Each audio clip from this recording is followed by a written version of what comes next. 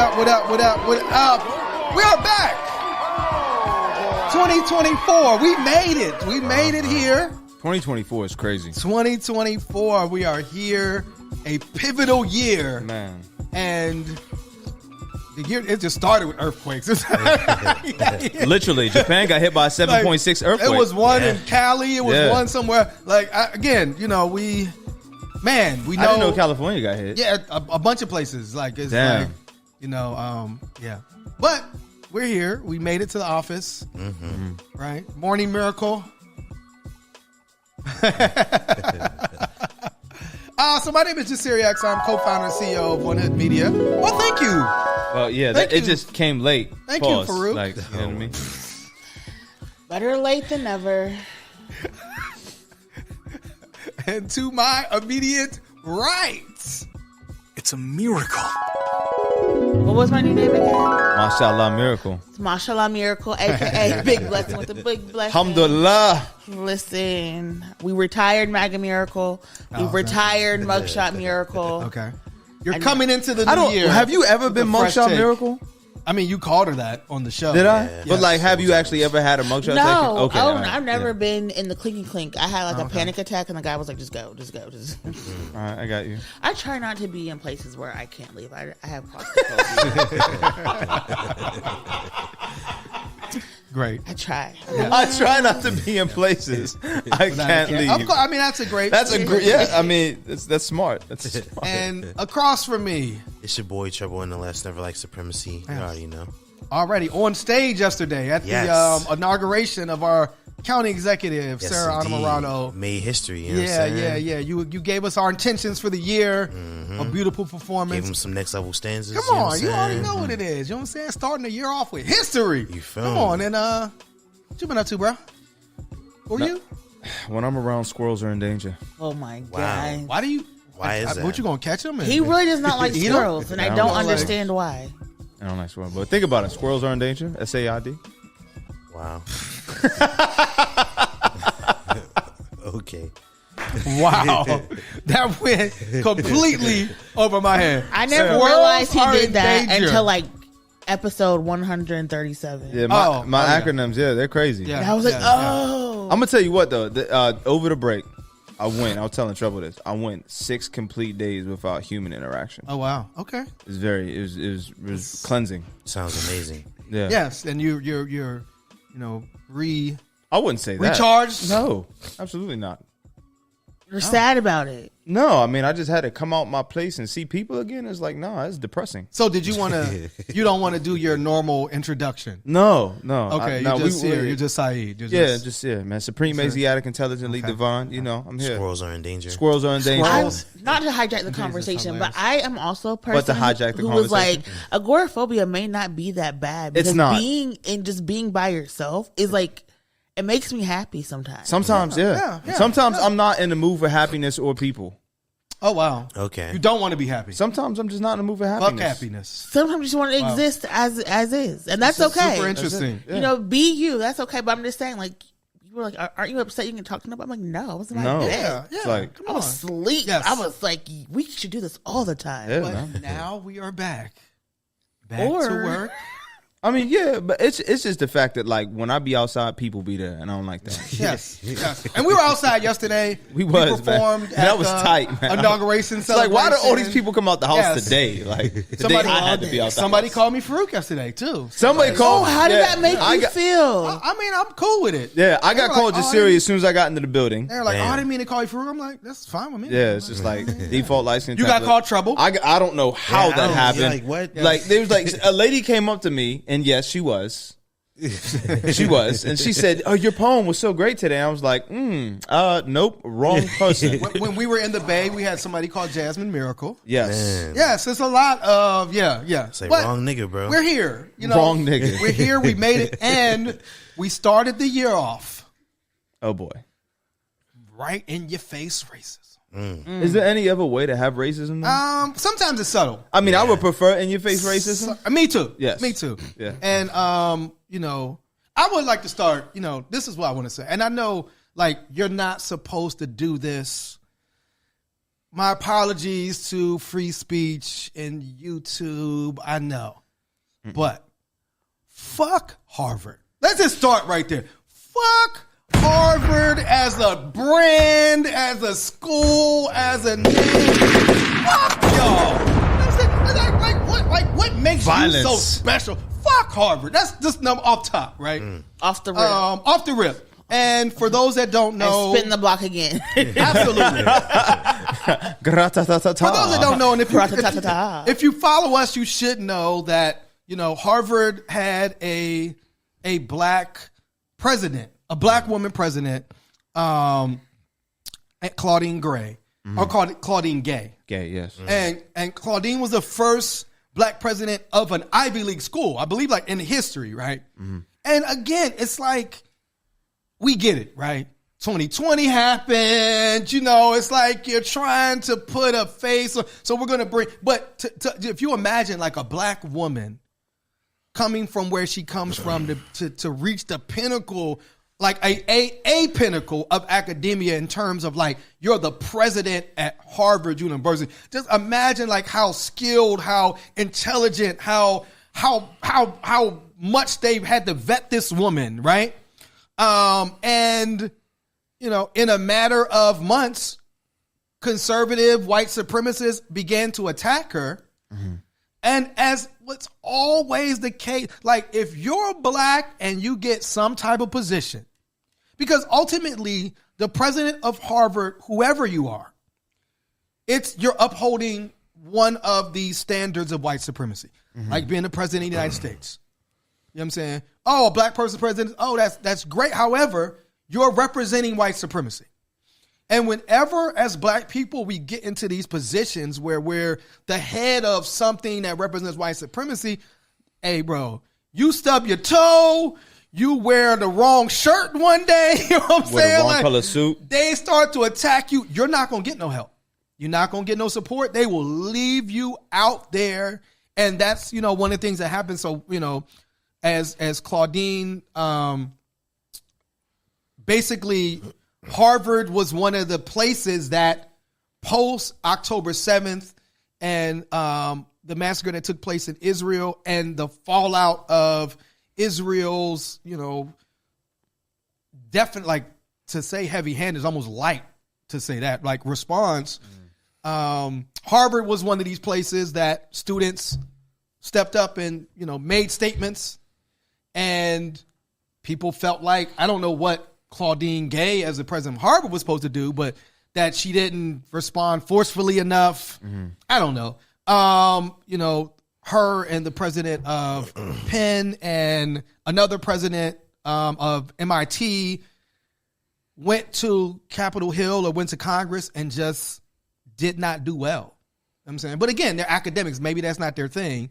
And now all of these people began to, they're like, you're manufacturing some type of plagiarism thing against the system. But anyway, I'll say one, and I'll come to you, Miracle. These are my thoughts. One, I saw Mark Lamont Hill say the next president of Harvard must be a black woman. I don't agree. In fact, I would say fuck Harvard. And I would hope that we could use, as black people in our community, the brilliance and the genius of Claudine Gay. Like come to our where's our institutions and how are we building? Let's have you and your brilliance and your incredible leadership skills come and uplift and build black institutions. That's what I want. Maybe she could be the headmaster of Dr. Umar's school. She wants a real job. We need this. She wants a real job, my brother. Jesus Christ. So look, and I say that to say, like, wow, we've seen like a precedent kind of happen, and I'll come to you, Miracle, with Nicole Hannah-Jones, right, where they offered her a job at UNC. She accepted the job. It was a major job, and these white supremacists came and attacked her. And attacked the school, and they threatened they funded. So then UNC wanted to pull that job. And instead of trying to fight for acceptance in a white space, a predominantly white school at UNC, Our sister went to Howard University. And that's where she's working now. She's at Howard, and she's using her brilliance, her skill, her research, her authorship, her journalism at Howard University to uplift black students. I would like to say the same thing for Claudine. I would actually say instead of the next president of Harvard must be a black woman, we should say, I mean, it's only about probably 5 black I don't know how many black people are at Harvard now. You know what I'm saying? With all of this affirmative action shit. Like, you don't want us on your campus, it's fine. Let's build our own shit. And let's invest and support, whether they be HBCUs or whether they be our own institutions of learning. That's how I feel. It's 9.3% black. 9.6. To me, those 9% of black people, let's do a mass withdrawal and let's go someplace else. Y'all want Harvard to be this bastion of whiteness, then let it be that. And we can go do our own thing. I don't know. That's how I'm going into 2024, Miracle. What do you think? Of course I have thoughts. I have so many thoughts. She has the best thoughts. The first thing is there was no way in the world that the black woman was going to stay when the white woman was forced to go. True. Number one. True. And so we know the old adage, you have to be twice as good to go half as far. We already knew what was happening, right? These billionaires got together along with Zionists and said, these are the people we're taking out. Yes. And we're going to take them out. And this is nothing new for black people. We saw 2 years ago when the Asian community was used as a scapegoat to get affirmative action removed from the books. Now we see the Zionist Jewish community being taken advantage of to get DEI attacked in Ivy Leagues right now. So this is really nothing new. The problem is Claudine thought she was playing the game. And we know that none of these institutions protect black people, particularly black women. And when she was at Capitol Hill, she tried to stay and repeat the same lines that the other white women were repeating. And she knew from jump that it was not working. And you can see it on her face. And she should have leaned into her blackness and be like, y'all know what the rules are. Yep. You're not going to disrespect me. But when you are trying to uphold the bastion of white supremacy, you try to do this respectability politics. And like we've said before, respectability politics will not save you. Respectability politics will not protect you. Nope. It may get you in the room, but it's not going to keep you there. And that is what we're seeing right now.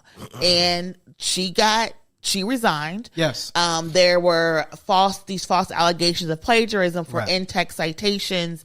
And it was really ridiculous because the white men who said we don't want her there very much said we're coming after these 3 deans, particularly because they are women, and we are over diversity and inclusion. We are over quote unquote wokeness, and we are coming after education. Yep. We are coming after corporate jobs. Anything that we have deemed to sprout out of 2020, we're coming, and as Van Jones said, a white lash, this is what we're coming to do. Absolutely. And everybody played into it because at the end of the day, everyone is overseeing black people in these spaces. Yes. Nobody wants to go to the Country Music Awards and see black people on the stage. Nobody wants to go to golf and see any black person outside of Tiger swinging and playing the game. And so folks are upset about this. Yeah. And they keep saying we're doing everything we can to whiten up these spaces because, again, they only have 10 more years. It's probably even less because like COVID's just killing everybody, to be the majority ethnic group in not only in power, but the predominant majority ethnic group in the United States. And that is what we're seeing. And nobody really cares about black and brown folks. So there was no pushback, and Harvard could have fought for her. Yes. Harvard could have stood by her. Yeah. Harvard could have filed discrimination lawsuits, could have done cease and desist, could have used its strong network to push back, so could have Penn, but no one really cared enough to do so. No. And this is what we're left with. So we know white supremacy is running amok. Absolutely. We know these white men have said they literally said we have targets and this is what we're coming for. Them and Edward Bloom are literally trying to do everything they can to get women out of positions of power because they believe these alpha men need to run the world. And here we are. Yeah. I was just interesting. And you're right. in terms of this attack. That's important to note, that this was a coordinated attack to make sure this black woman was not going to be the president of Harvard, and it was done by like literal white supremacists. And I mean that basically said we're targeting her. One of it says Christopher. This is from an AP article. It says Christopher Rufo, a conservative activist who helped orchestrate the effort, celebrated her departure as on Twitter or X, whatever it's called, and he wrote in all caps, "Scalped." Just to let you know, he's really a racist white supremacy scalped, right? And so again, but at the same time, like, to me, that respectability politics is not going to save you is such a powerful point, because all the things, she had to do to get into that position, to make it there, right? Playing that game, right? Navigating the strategy, and you get to the top of the mountain, so to speak, and they're not going to save you. They're not going to protect you. And at the end of the day, you're going to be treated, I don't know, like whatever suit we put on or whatever dress we put on or ornaments that we put on, we black. We black, and they're going to treat you as such. Or whatever, however degrees we got, right? Still a nigga. There's a quote from Muhammad Ali, and he was talking about at the height, he's Muhammad Ali, the champion, still a nigga in America, in the United States, and we're seeing that play out right now. You had something, Farouk? An expendable asset. Oh my God. And I used you to get the job done. Got it? Yes. And that's wild, because that's a black person talking to a white person in the movie Predator. But that's exactly what it was. You know what I'm saying? I mean, really, like, first off, large up to you. And let me say one more thing. And then it's like, again, like, I understand the sentiment of Dr. Mark Lamont Hill in saying, like, but, like, what black, like, if you, as a black person, there's no watching, job security. But I'm saying, you watched what they did to Claudine Gay. Why would I want to come up in there? Right. And have to deal with that madness and that bullshit when I can have several other jobs? I ain't dealing with this bullshit. Because if you get there and it's a black face, it's going to be a black face that's going to have to tell Palestinian people they don't have rights, right? It's going to be another black face to raise their hand and tell to Palestinian people that they can't advocate for their own lives. And that's going to be a problem. On top of that, you're going to be telling those 9% of black students that you can't talk about your history, you can't complain about the racist practices of this institution. Absolutely, yeah. So it's not just going to be a black face. It's going to be a black face that's going to have to carry all that water for white supremacy and make Harvard a bastion of white supremacists. So I don't really want a black face for Harvard. Me neither. I want it to be the racist white supremacist who's going to do the racist white supremacist things. Yep. And we can just be like, see, it is what it is. Absolutely. Farouk. So I kind of stayed away from all headlines and everything while we were on, a holiday sabbatical. But a lot of the things that we've said on the show prior to, like Miracles highlighted it, Jasir's highlighted it, like the first people to go in 2023 were the DEIA coordinators of every corporation, whether it's Nike, Adidas, whomever you can. Probably Capri Sun, PepsiCo, whatever. They all got rid of. Capri Sun. I mean, I don't know. I'm just throwing out names at this point. But everybody no got grape juice for you, nigga. Get out of here. All the DEIA coordinators were the first people to go in 2023. Those positions were dissolved and and eliminated.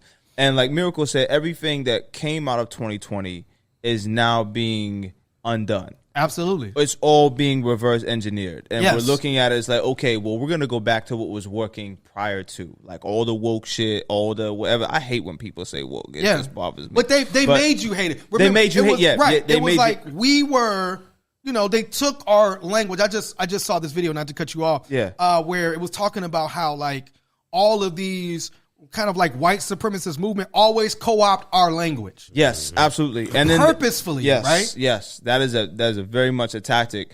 And the strategy of this is so effective because when these black people, whether it's in academia, whether it's in high finance, whether it's in, any of these, upper tier, 1% jobs or whatever, however you look at it, black people are always the sacrificial lambs. We're off the Trojan horses. Yes. right? But and then we're also the first to go, the first to fall on the sword or the grenade.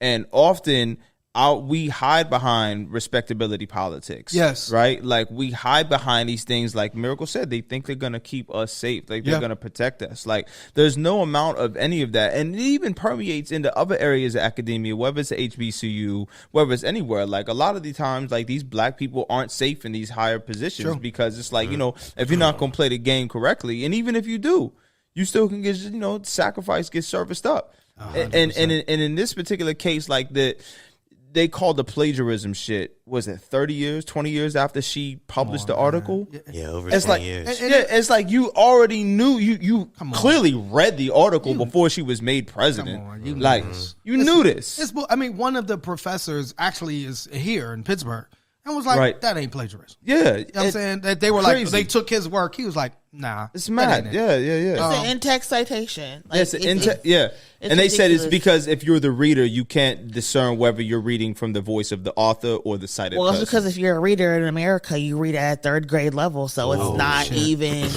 their fault. Like, I'm gonna say good job. It's because our education system has failed, and so that is why they're able to tell people that this is plagiarism when it really is not. And so I think that Harvard's like, we don't want to deal with it.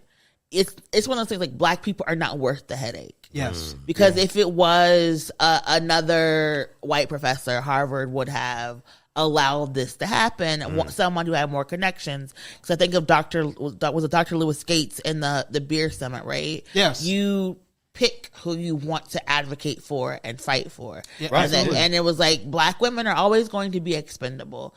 And so I'm not really shocked. I'm super shocked they allowed her to go into 2024.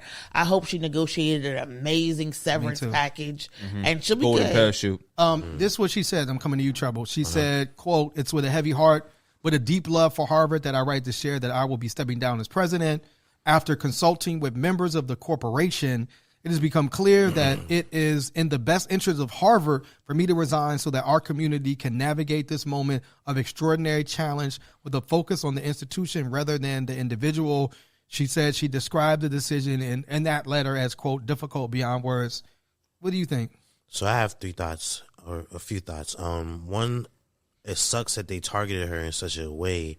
Two, I am kind of glad that she doesn't have to deal with the white supremacy of Harvard anymore. Absolutely. And that now her plate is kind of open to, her using her excellence in a much more productive way. But then three, with the way that she felt about the position and the way that she feels about Harvard, I'm wondering what her next move is going to be. It's going to be interesting. And it is also the thing of like, it's this dichotomy that as black people we deal with in white supremacist institutions, right? Because on one hand, like the white supremacists will say, pull yourself up by your bootstraps, right? Like do like you can be excellent. Like, but when we do it, they be like, not like that. Right. Well, when we get into a position of power, it's like, what? I didn't mean I wanted you to be in power over me or have decision-making ability over me or be able to like make a change at what's quote unquote like the premier institution or university, right?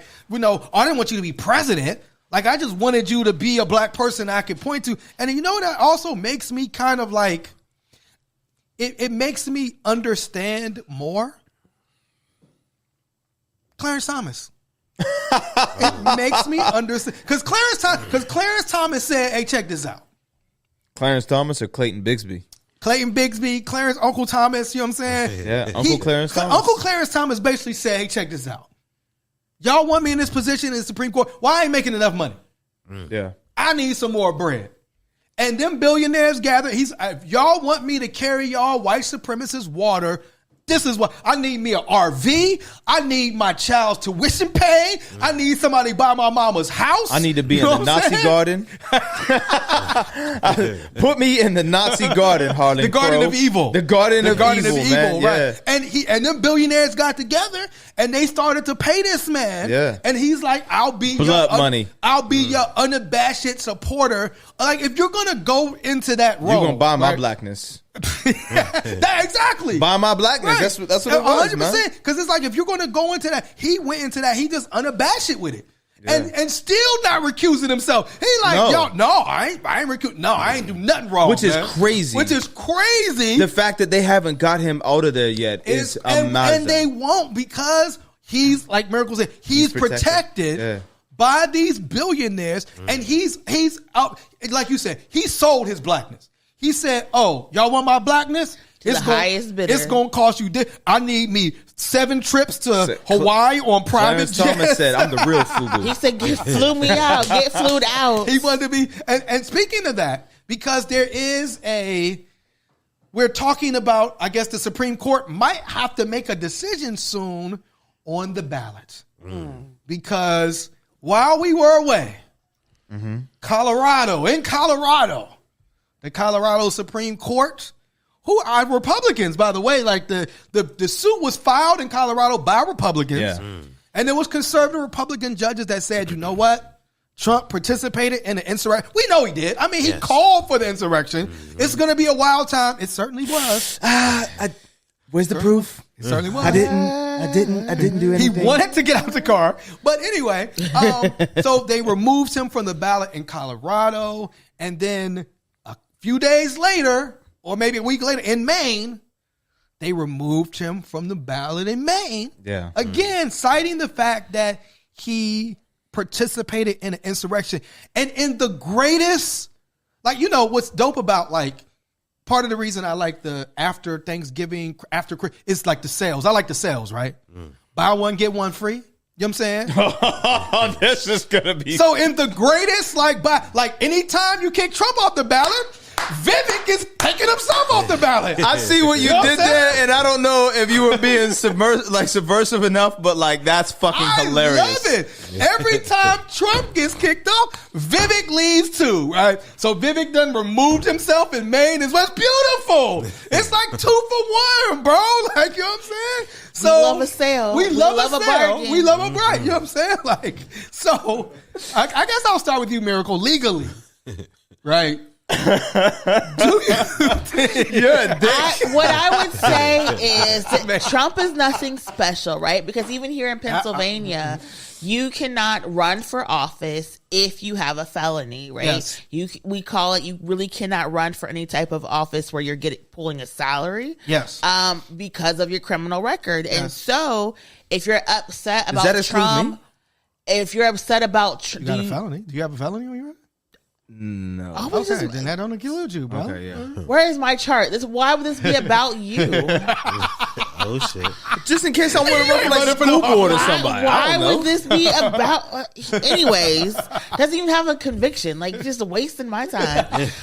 Anyways, like I was saying, you cannot run for office in a lot of places, and so this idea that like Trump is being targeted isn't correct. We keep saying that you can't have criminal elements on the board. You can't have criminal elements as politicians, which is, you know, ridiculous because people are people. Yes. But if Georgia comes through and successfully prosecutes in the next like 3 months, Trump will not be on the ballot because he'll be kicked out. He will be ineligible automatically for Pennsylvania and a few other states that says if you have a criminal record, you cannot run for higher office, number one. And if it's Pennsylvania, you're pretty much done. You know what I'm saying? Number 2, Biden said he was only running because Trump was running. Oh, come on, man. We'll talk about a 3. So we may have a Black Friday. Come on, and actually have a real once in a lifetime change at the top of the ballot and have a real shakeup, because we might have a non-80-year-old president. If Trump is not there anymore, there's no way people are going to rally around, you know, what's his face? Civic, or Haley. Yeah, correct. Things are going to change. Yes. So we need to hope. So can I ask you a question? Because I just need about you. Go ahead. Go ahead. No, you'll lose. Okay, go ahead. Ask away. Look at this face. You see, I said ask. You said, do I have a question? I said, go ahead. Okay, so the petulance of these children. Can the federal government like just say this person cannot run in all 50 states? Not necessarily. They can say that you're ineligible. For Isn't that certain the same- reasons. isn't that But the same thing? No, because of the way that the states are running. So basically, each state is, when you're electing your president, you're electing the electors who are going to vote for the candidate that's based on whatever. So there's like no federal like strike. You got to be like 35. No. So no. Some states allow you to run with a criminal record. Some states don't. Okay. So it's just going to be individual. So some states Trump was, even if he was convicted. Correct. In Georgia. I don't even think Georgia allows convicts to run for office. Really? So I need to go back and look. So he could still, in theory, run and win. No, he wouldn't be able to win because there'd be too many states he'd be automatically disqualified. If you lose, so he wouldn't be able to get Florida, the 270. Yeah. Okay. I got you. So, Miracle, do you think that this Colorado and Maine decisions, and it's also funny because does that make him more dangerous then? I'm sorry, but like if he were to, and let's say he ran and won, but not the major states. What do you mean? Than he is right now, where he's out there talking about the blood polluting the country. I mean, he's already mad. I mean, there's not even a question of will his followers choose violence. The moment that Colorado kicked him off the ballot, those judges came under death threats. Right. And then obviously in Maine, the same thing is happening. They're facing death threats. All of the judges or the judges in his cases are facing death threats. So his followers choose violence all the time. Right.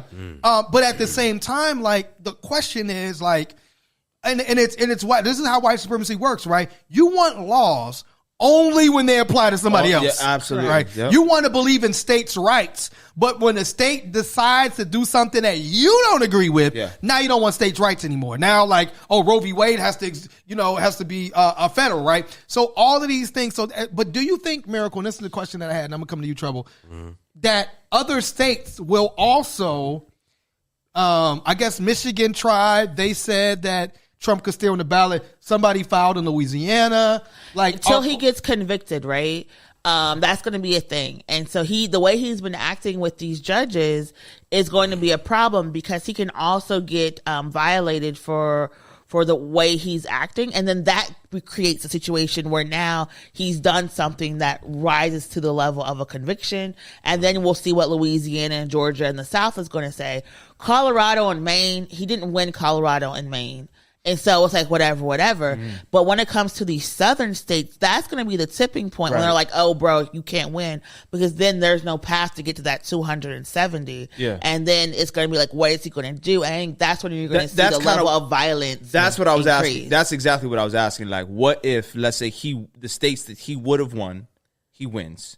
And then the states that no longer have him on the ballot, his followers are like, he could have won that if you would have allowed him on the ballot. So then we get like I don't think that at that point when you can't, if you know that he can't reach 270, at that point the Republicans are going to have to choose somebody else. Yeah. You know what I'm saying? They're going to have to choose somebody else. I think Chris Christie is the silent horse. I don't know what you call it.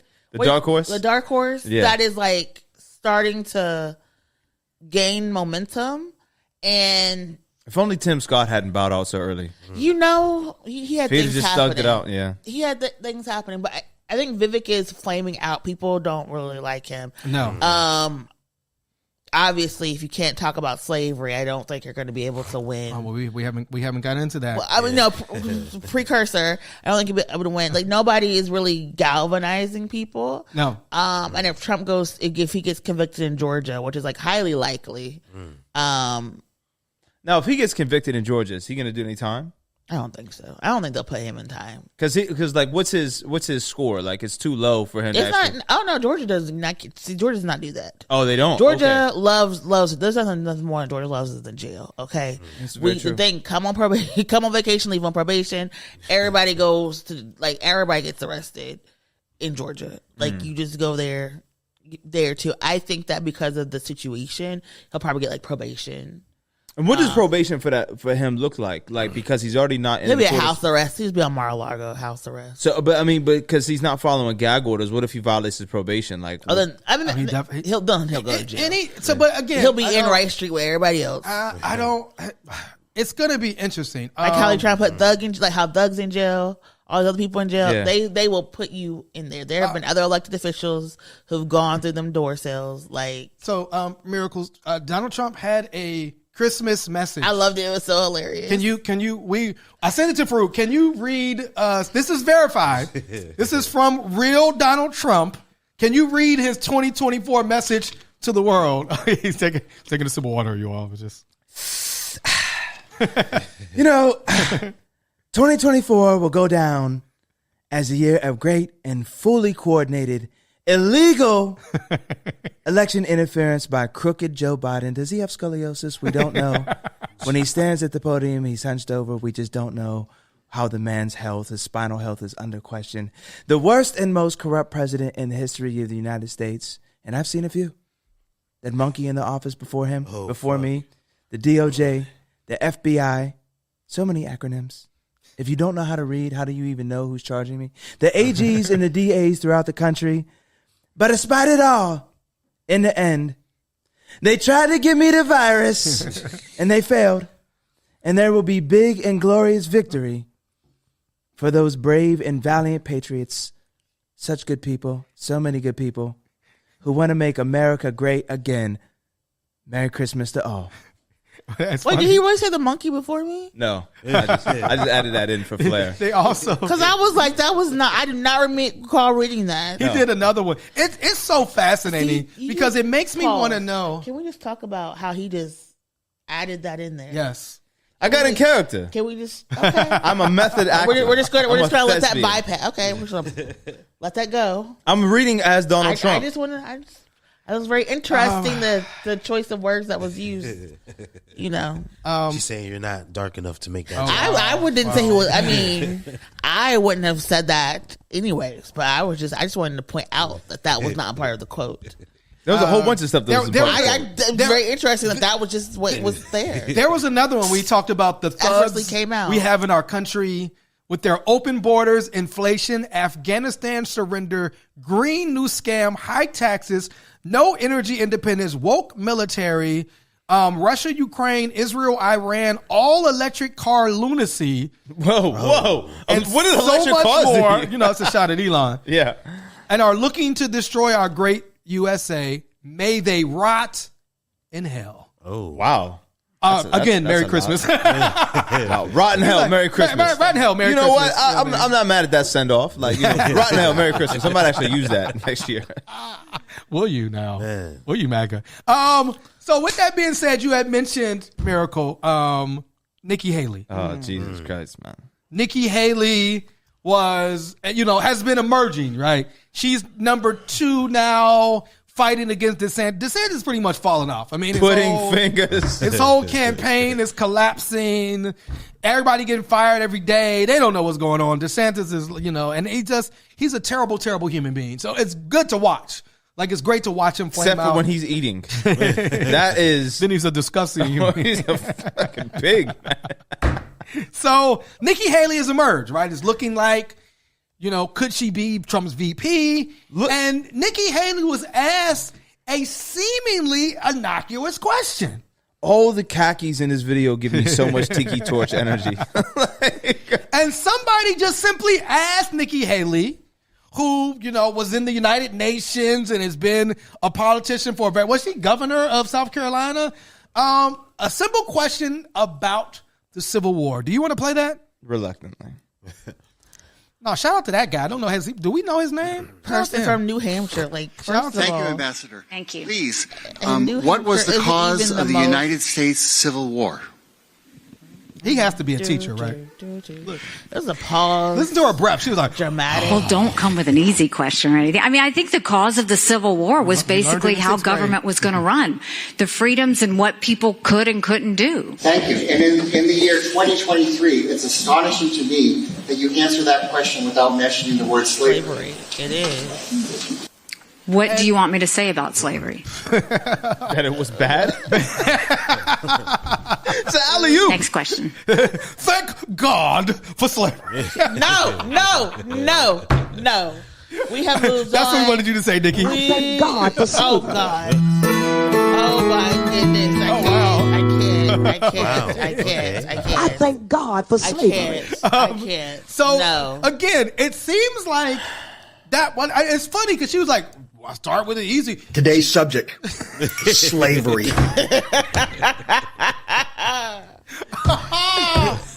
Racism be funny sometimes. What caused the Civil War? Pretty like we've all learned it. We all had civil. What's my favorite cheat day meal? Fried chicken. That's it. The Civil War is over. The original recipe. It's gonna play all the clips. Original verse crispy. And again, like here's Nikki. Like, why didn't she want to mention slavery? Because they know their base are a bunch of rabid white supremacists. She knows that, and so she knows if she says like, you know, slavery was part of why the Civil War happened, which we all know is a fact, it could lose her some of these rabid white supremacists that she needs to wins the Republican primaries. That simple. And, you know, she tried to backtrack and say whatever. You had a take. Did you have a take on this? Always had a take. First of all, she has always said the same thing, that like, you know, slavery was about states' rights. It's a very Southern thing, but they never say like states' right to do what? To enslave black people, you know? Yeah. To brutalize and abuse blacks. Government's rights to do what? Own people. Own human traffic. All the good stuff. and it's just like, you have to say that. And it's very interesting. And people have been like looking at her past record. She has said this before.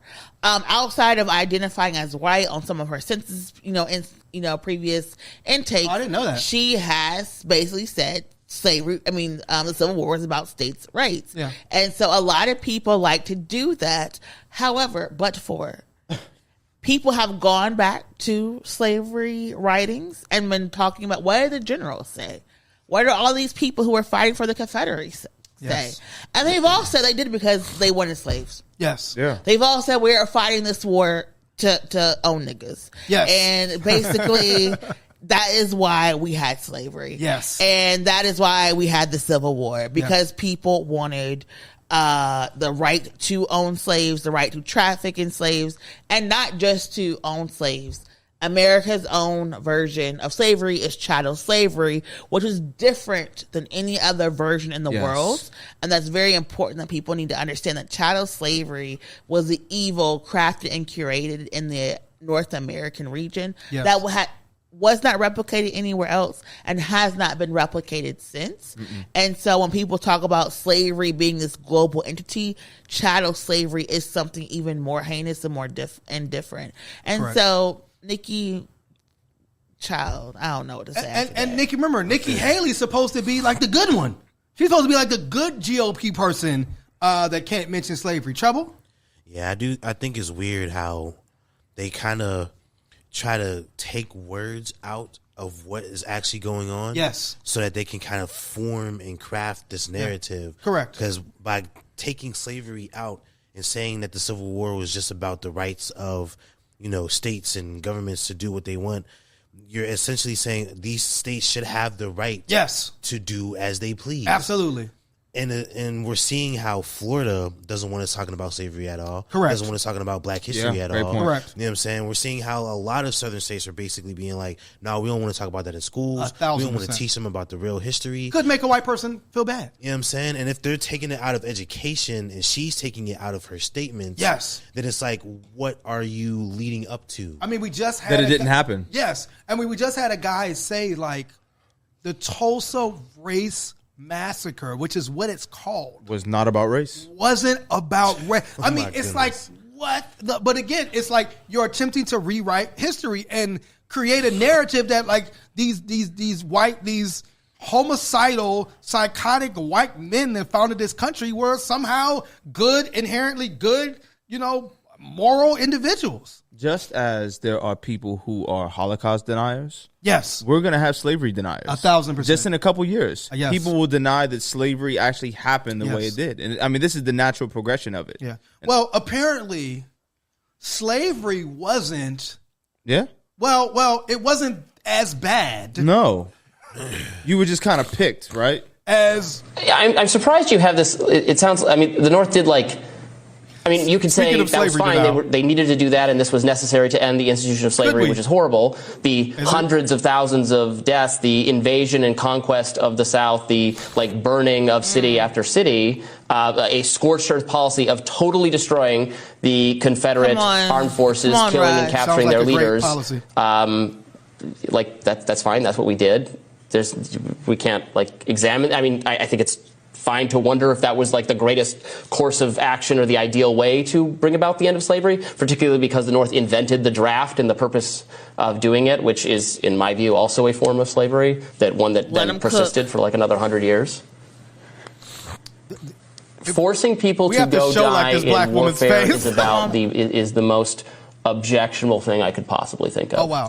Weird. I think 400 years of chattel slavery having ritualized. If the government can make you die, if they can make you die, slave owners can kill their slaves and didn't kill their slaves. I'm saying this is a form of slavery. I'm not saying slavery is not slavery. You just said that the draft is the worst thing that you could think of. And we're having a conversation about chattel slavery. You do not. If the government can make you go die on a foreign battlefield, they owned us, white man. White man. We were literally owned. What are you talking about? The government making you do something? You have a right to get married if you're in a war. The government making you. They owned us. I mean. Now, I'm not defending. Oh, no trouble. Come on, Travel. No trouble. Listen, come on, Travel. Come on. Listen. As a white man, yes, that is the worst thing he can imagine because he didn't have to deal with slavery. Correct. The way we did. Yes. But in fact, slavery kind of it worked out for him. You know what I'm saying? He benefited. You know what I'm saying? He has ancestors who benefited. I agree with him. I agree with my white brethren that the draft is worse than slavery. The military is a form of slavery. Oh, no, enslavement and forced servitude. But it's the most objectionable thing I didn't say the most ever heard, Miracle. I think the draft. How dare they force us to? I think the draft was a form of enslavement. Okay. And I agree with him. I didn't say it was worse than chattel slavery, but I do think the draft is a form of enslavement. I'm glad we don't have it anymore. But you were forced to show up to the military or go to jail. And at that time during the Vietnam War, people were getting slaughtered, right? Yes. We were forcing these young kids, particularly black and brown kids, that we don't talk about. 220,000 American soldiers. A lot of the Vietnam veterans were poor working class black and brown people. Yes. And then when they got to the white people, that's when everybody lost their shits. Yes. And then wanted to protest and be like, not my son, right? Yes. But yes, they were forced to go overseas. They were forced to kill people in the global South. Yes. They were forced to get bombs, and we knew just from some of the testimonials that they would send the black and brown soldiers first to get murdered and slaughtered. And so yes, I would say that the draft was a form of enslavement. Now, Miracle, I didn't say it was worse than child slavery, but the particular draft, I think, was a form of enslavement and murder and slaughter. Mm-hmm. And even now, even though there are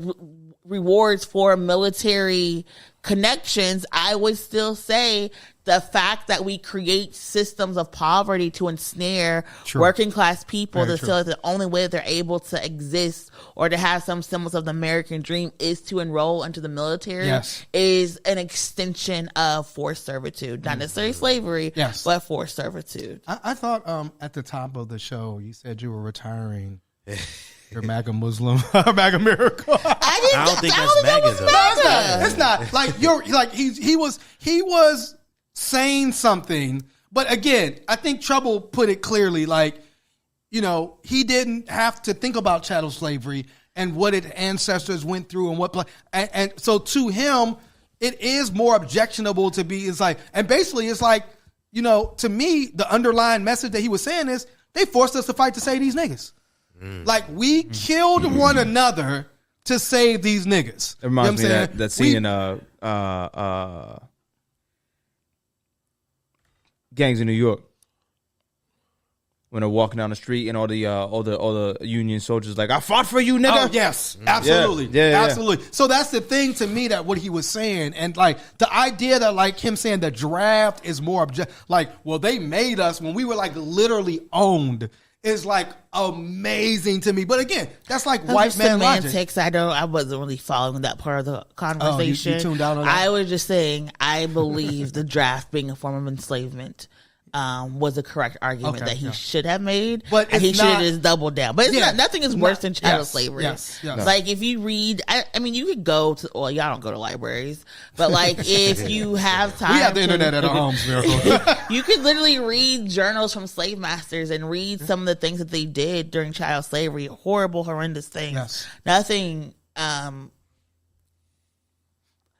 don't think there's anything more depraved than that. I would Correct. maybe argue some of the diaries from the people in like Guantanamo and other black sites mirror what has happened, the torture that happened during chattel slavery. But I don't think anything is worse than that. I agree. Because even then, like, you don't have, there's rights you don't have, but you're not, well, I don't know. I mean, in some cases, I mean, particularly in prisons, you do become property. I mean, we just found out that they were like prison identification selling these prisoners like work, to labor to like McDonald's and Burger King and all that. Yeah, that shit is crazy. But we talked about school, right? And we talked about like where do we go and what we learn about. On December 1st, a 2-year-old black girl was handcuffed and fingerprinted. Jesus Christ! By one of her white peers during a civil rights lesson. Who taught them how to do these things? At a St. Cloud, Florida daycare. And they actually have a picture of this little black girl being handcuffed by a little white boy. It is crazy. So is the teacher instructing him what to do? Like handcuff this girl and then like fingerprint her? Like one publicly posted photo showed the little girl being detained and taken into custody with her hands placed behind her back. In another, the little black girl's hands was placed on a table as she was being booked and fingerprinted. And she was the only black child in the class. And they did it because they were talking about civil rights. The incident happened during the class at Building Brains Academy. What type of brains? Building brains. Building brains. So, Miracle, Too much immersive learning. Okay? I'm suing everybody. So what Building Brains said? Building Brains said the incident took place after the toddler's class spontaneously decided to act out elements of Rosa Parks' historic story. Because every 2-year-old knows about Rosa Parks. Who's going to be Rosa Parks? Yeah. We only see one nigga in the class. I guess it's going to be you. I just do not understand the adults in the room because one, it happened. That's what right? I'm saying. Like decisions were made. Like they one took pictures, Miracle. Like that's what I'm saying. Decisions were made. Like I can understand if they were watching like a little cartoon about like like heroes and Rosa Parks was one, and they wanted to because like kids do what kids do, right? But the adult in the room was going to be like, "This is not cute." Not like you took a photo, right? You took a photo and shared it. You put this and you put it on the official platform of the little Johnny. You have to wrench her hands behind her back in a forceful manner. Tell her stop resisting. To make sure. Tell her stop resisting. Was Rosa Parks' hands in the front of her or behind her? I can't remember. I don't know. But regardless of the fact that little Johnny, your knee goes directly on the spine of her back. Remember how like we were like we need body cameras and we need videos to prove that racism exists and to prove this stuff exists, and now people are just like tweeting it out themselves. Like I'm so confused. Oh and the little white boy's holding her arm like. I'm so confused. Like, don't worry, we'll do this again in 20 years. Who put the paper out? Like, there's a whole thing, God. And it's just like you're supposed to build into kids. That you know how like the Republicans are like, we don't need social emotional learning. Yes. I'm almost a racist Republican right now because we don't need building brains. We don't need social emotional learning. Wow. Teach the kids the ABCs, and we won't have to work like. It's so funny. It says the NAACP called for immediate cessation of such activities, within the curriculum of building brains. Please stop handcuffing 2-year-olds and forcing them to get their fingerprints taken. Like outside of like Jane Elliott, no one needs to be doing these immersive race-based learning. Nobody needs to be picking cotton. Nobody needs to be planting cotton. Nobody needs to be handcuffing people. Days. We don't need Nobody slave needs to be separating the classes by race and ethnicity. Yeah, we don't need that. Just hire Jane Elliott to come in and do the eye color experiments or the Skittle experiment because y'all just keep messing up. That's ridiculous. Building Brains officials in a statement said that the images published do not provide a comprehensive or accurate description What? of their lessons about the significance of and there's the thing, you published them.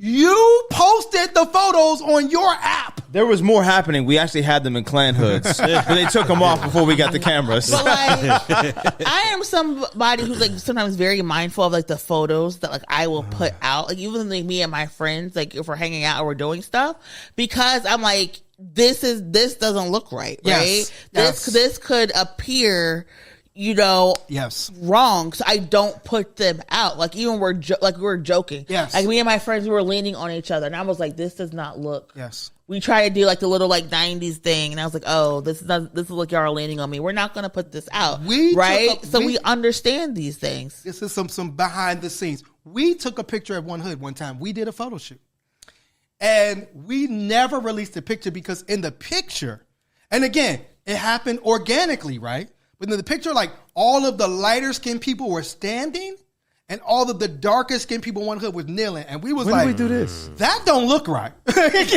even remember like, this. we are not posting that on any of our social media. That picture will never, because it was like spontaneous, but it was like, this doesn't look right. Yeah, right? I don't This remember that though. Looks crazy. I'll share the picture with y'all. Okay, I'll share yeah, the I don't picture. remember. And so I'll put it out. No, please. on her way out the door. This is why I left One Hood. With the color chart. With the color chart. I'm like surviving One Hood. A dark skin perspective. Wow. Oh wow. What is that our book? Is that our book? Our white pages. Jesus Christ. Wow. So anyway, our white page. Did you want to? Because you know I'm not going to be able to read the sister's name. Oh, let's throw the name of the title. Yeah. Unmasking AI. Philadelphia 76ers point guard who famously walked over Tyrone Lue in the NBA Finals. Bubba Chuck dropped 60 points. Absolutely not. Wait, do you agree with my statement that John Morant is the new AI in regards to how the media engages him? Yes. Yeah, he definitely is. 1,000%. You are 100% correct on that. I saw that gun shooting dance a million times over the weekend, and nobody. But again, these individuals also didn't go on live twice with a loaded gun. So anyway, yeah, or a fake gun, maybe. It was a lighter. It was a lighter. Unmasking AI. My mission to protect what is human in a world of machines by Joy Buolamwini. This is an advanced praise for unmasking AI. There's a lot of forwards in here.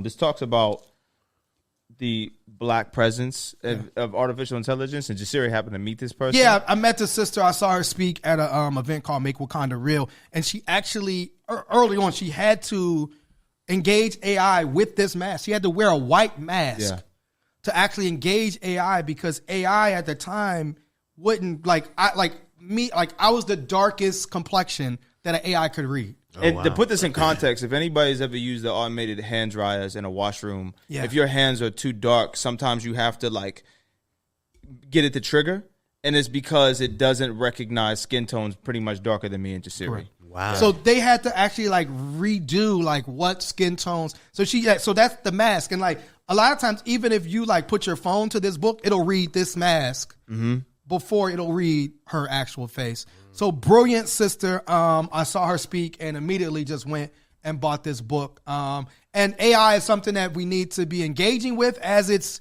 continuing to take over, but we also have to make sure that we engage it, in a racially equitable way. And that's one of the things that Joy has been speaking out against. So this is somebody that we definitely want to maybe bring to One Hood in Pittsburgh and build with. So Unmasking AI, get that book. Anything else going? We don't have a lot going on, do we? Oh, we do. Go ahead. Next Monday, we are celebrating. What are we celebrating? We are celebrating the inauguration of my new city councilman, Kahari Mosley. K-Mos. You know what I'm saying? District 9, where I live. So he's going to be inaugurated sworn in Monday, January 8th. And then later on that night at Blue Sky, we're going to party with Kahari. I think he's doing something this Friday, right? A performance something with Selector. Yeah. So shout out to Kahari. Man, it's just been a culmination of a lot of work on the ground, and now this brother's going to be sworn in as my new city councilman. So I'm excited about that. Do we have anything else happening? No. Oh, I mean, we have things out. You know, we have things. There's always things. There's always organizing. Yes. Organizing going on to make sure people get to stay alive. Yes. But just, it's the beginning of the new year. There's a lot of stuff happening at city council and county council. But what we talked about earlier, that we have our first new woman county executive, Sarah Ann Murado. Yes. And to figure out how we can make Allegheny County a county for all, place where we all thrive. There is a survey. We love a survey in this side of the region. So please go online to Sarah's website, take the survey. This is how you get feedback about what you want to see in your own bureau, what your own community, where you want money to be spent. There is millions upon millions of dollars that the county executive is in charge of dispersing. And billions actually. And this survey, it just goes to help you advocate for those dollars to come to your community and improve your community. So please, if you're in Allegheny County resident, or you work in Allegheny County, please take the surveys, how we get things to be livable for all. Of course, I was on the safe communities and justice. Yes. So please make sure you answer those 2 questions. So it takes like 10 minutes, do the survey. That's what we have going on. Very cool, very cool. Trouble? Anything happening? Not really. Just never lose sight. You feel me? Come on. Final word, sir? Squirrels are in danger. With that being said, we will see y'all next week. This week in White Supremacy. Peace, y'all. One hood.